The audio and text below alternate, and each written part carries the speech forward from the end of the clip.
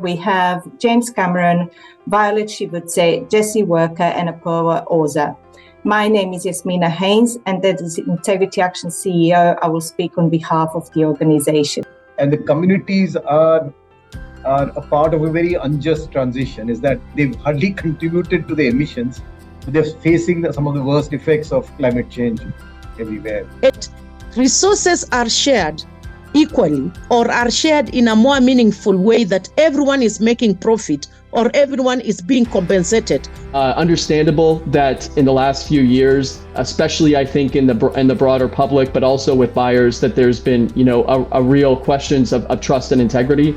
Without active involvement of communities and communities having a seat at the table, we can't have truly functioning VCM, voluntary carbon market. So the community should be fully aware as far as possible of what benefit the community gets, and that should be the key part of any contractual agreement. In the end, the challenge is to make the money flow, but flow to the right places in the right circumstances.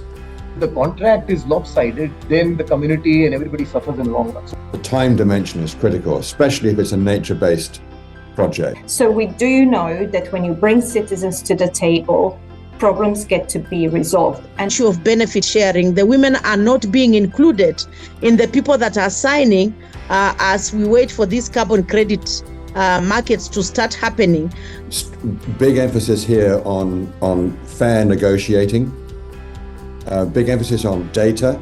And most of these contracts are very ambiguous in terms of benefits to the farmers.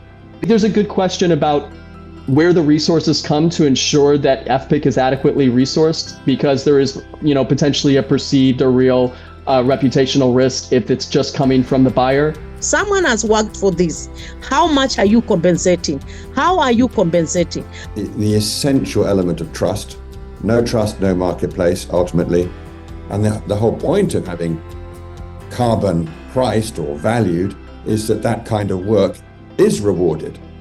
Is that most of these women are leasing land or are using land that belongs to their families. So when the carbon credit companies are registering, they want the real owner of the land. To know what we are signing, what the developer is signing, what the consultant is signing, who's getting how much money, everything should be out in the public. Trust, so there's fairness, and so there is actual real-world problem solving. Ensure that there is continuous dialogue that builds trust. To strengthen integrity, it's critical that even if it's not going, VCMs do not have the scope to provide all of that finance, that the contribution they can make is critical. Because if we can bring voices of women that Violet is working with, for them to really understand what the promises are that are being made by project developers or off-takers, for all of that to be visible and accessible to everybody, and then for those women to say what works and what doesn't work, and for all of us to understand what the problems are and what effective solutions are, we can have a transformational solution